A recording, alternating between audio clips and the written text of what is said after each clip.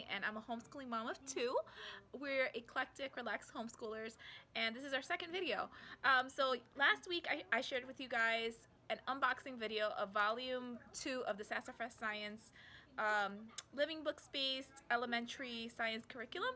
And if you haven't seen that, you can go ahead and check that out. I'll put a tab right up top so that you can click on that and see it. This video is going to be showing you a review of volume 1. We just finished it, so I'm going to be showing you an in-depth overview of what it was like, what I liked, what my children liked, and so forth. And you can go ahead and feel free to leave me a comment if you have any questions, and I'll try to get to it. So I'm going to just flip this camera around and show you guys.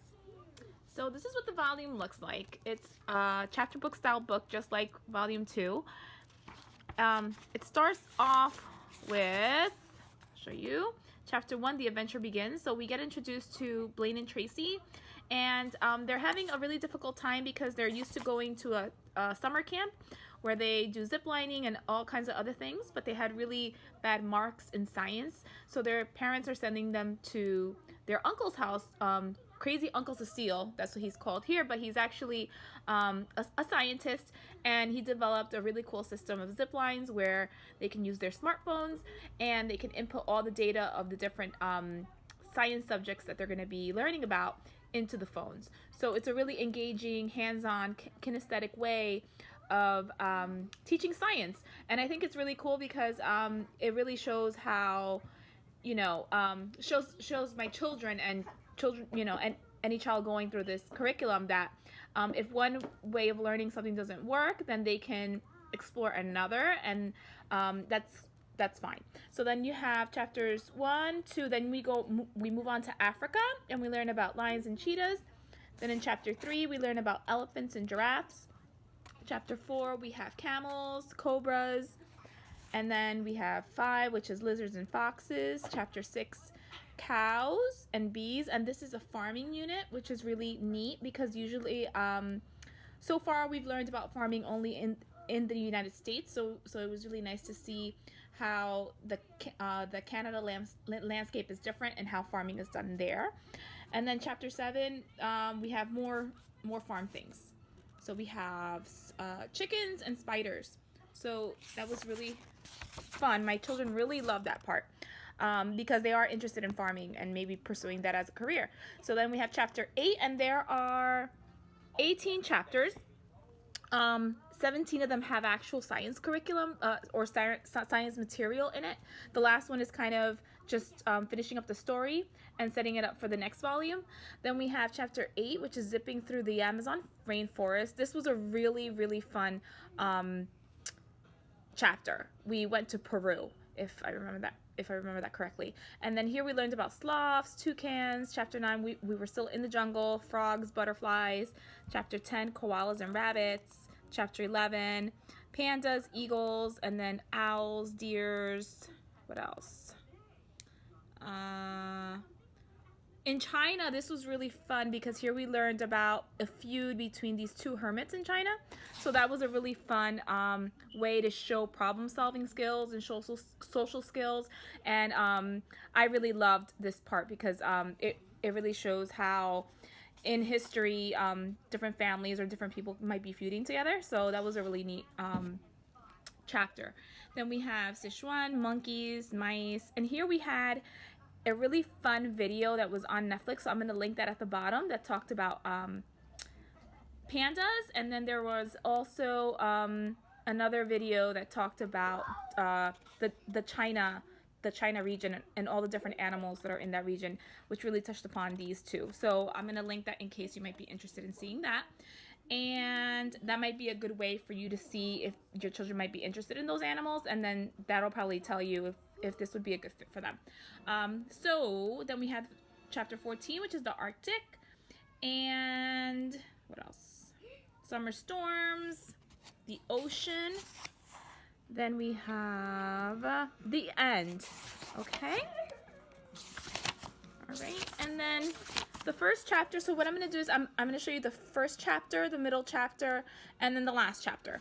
And I think that'll give you a nice overview of what the book is like. So chapter 1, it talks about Uncle Cecile and it goes from one little bullet point to the other, and that's usually what we cover in a lesson.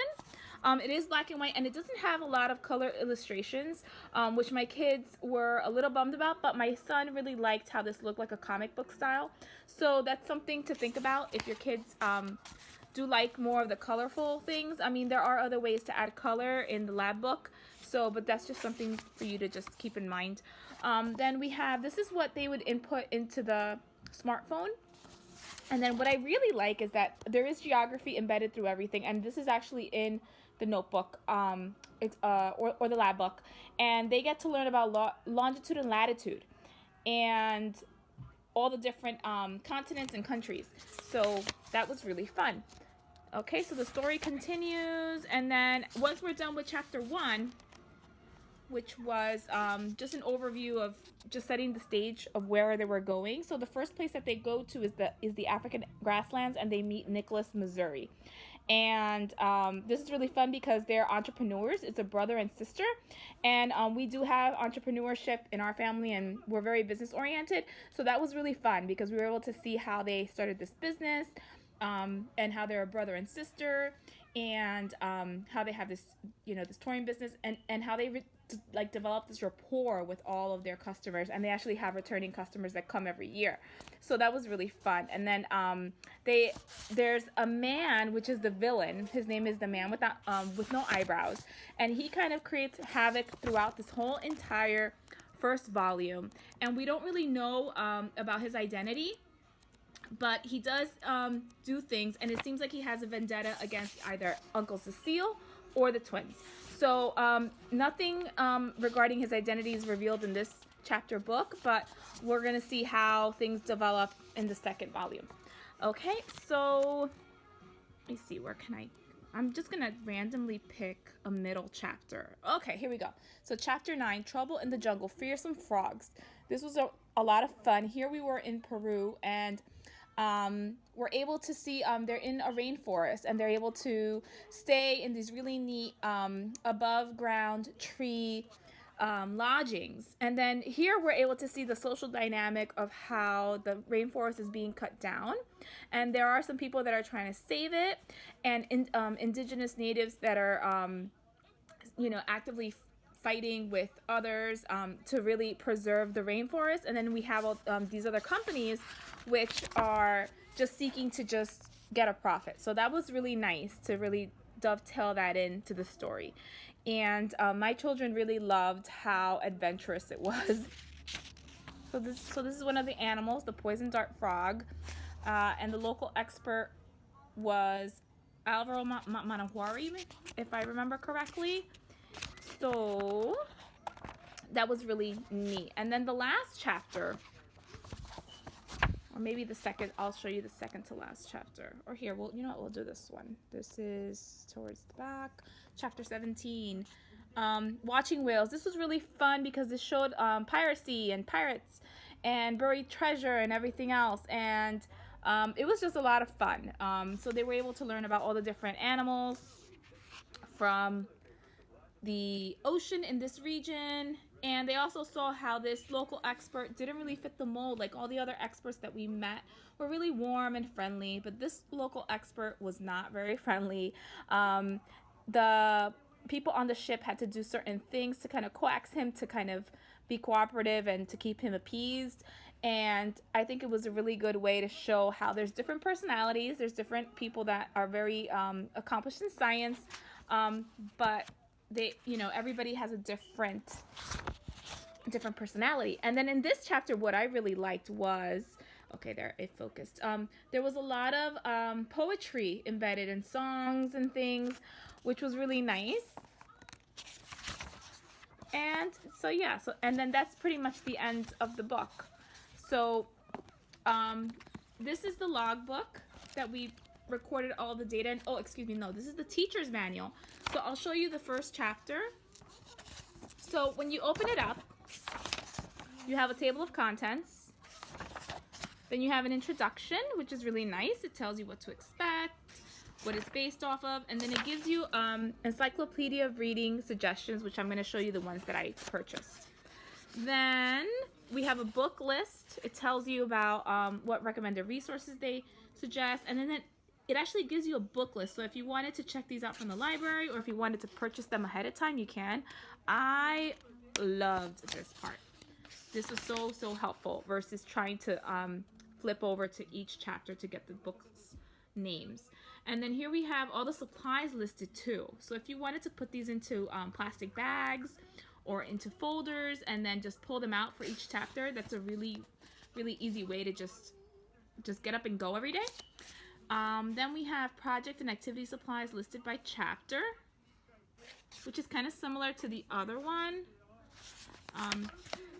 And then we have, this is volume 1. So here we have all of the persons introduced in this chapter. And I did read these ahead of time to kind of see who was who. But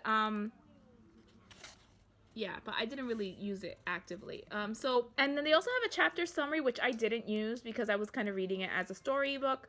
But if you wanted to read this chapter summary, or if you have an older child that you're going to be handing the book to so that way they can read it on their own, this is a good way for you to just know what went on in that chapter.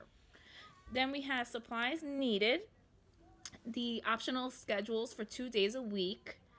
That's what that looks like. And then they also have a 5-day-a-week schedule.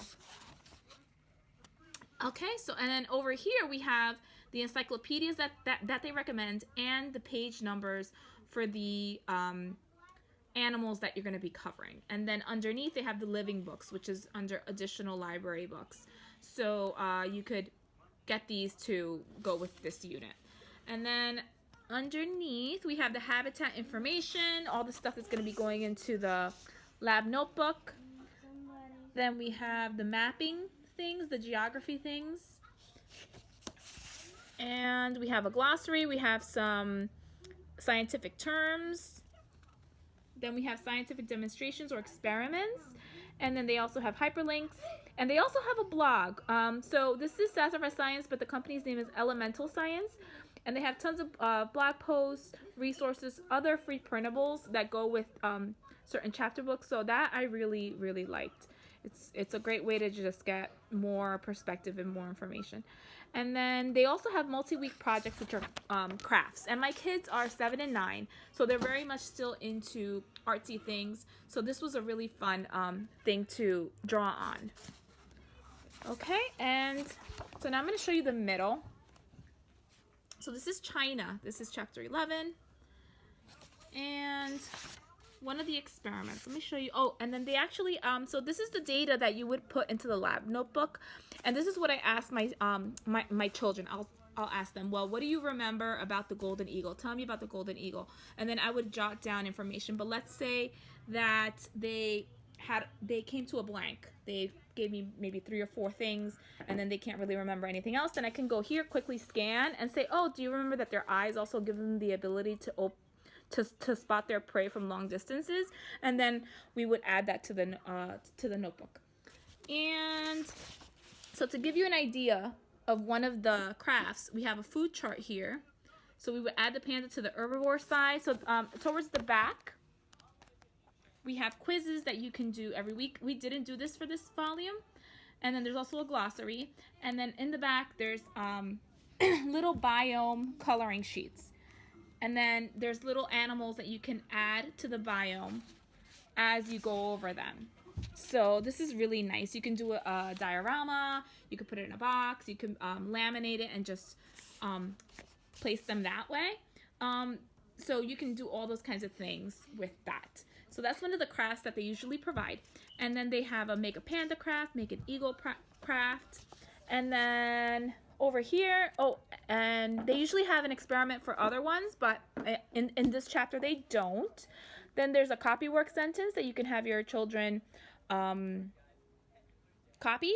We didn't really do these. We just kind of did, we would repeat these back and kind of, repeat it once or twice, or I would just say it at the end of the lesson.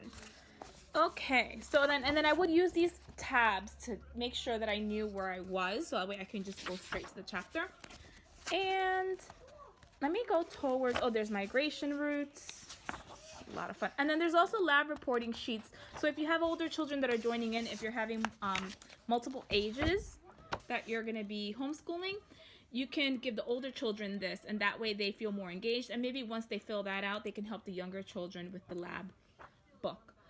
And so this is the second to last chapter.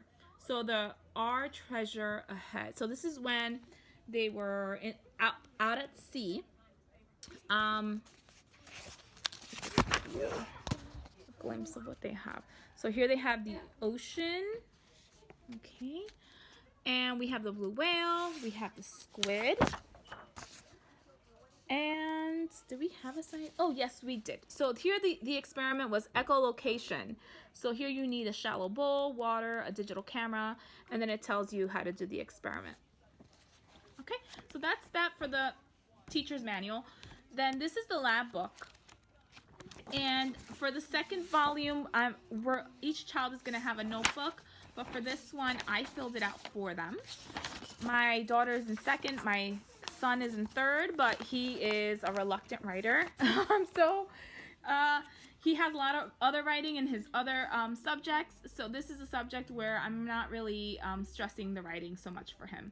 So, so this is, for instance, this is Kenya. So we have the habitat, tropical grasslands. We have the location expert, the average rainfall, the temperature, the main characteristics, and then these are the animals that would go in the diorama or the habitat sheet.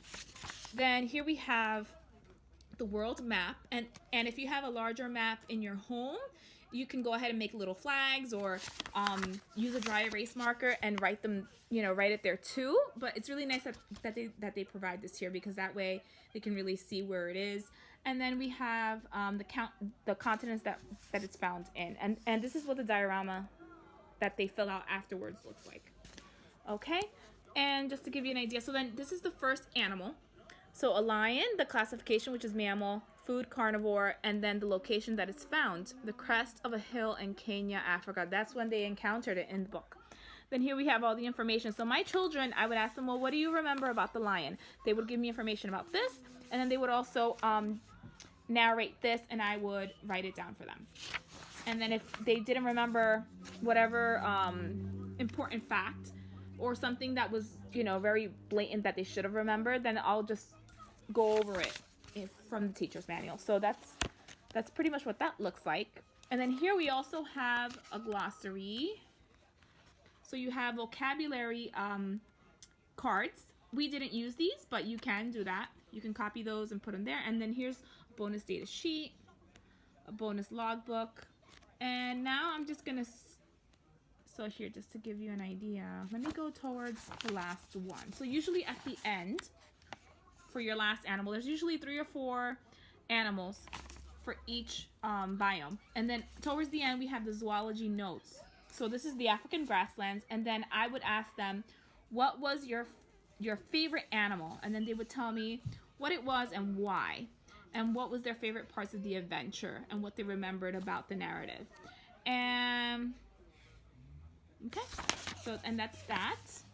But this part you can pretty much do your own thing. I mean, you can have them write a book report, an essay, 2 paragraphs if you have older children. So that's a great way just to kind of differentiate the instruction for each child. And then towards the end, so let me just show you. This is, okay, so this is the whale for the last chapter. And that's all the information that we wrote. And then we have the ocean notes. Okay, and so they recommend 2 encyclopedias. I got them both. This is the one that they recommend for the younger children. So about kindergarten to 2nd grade.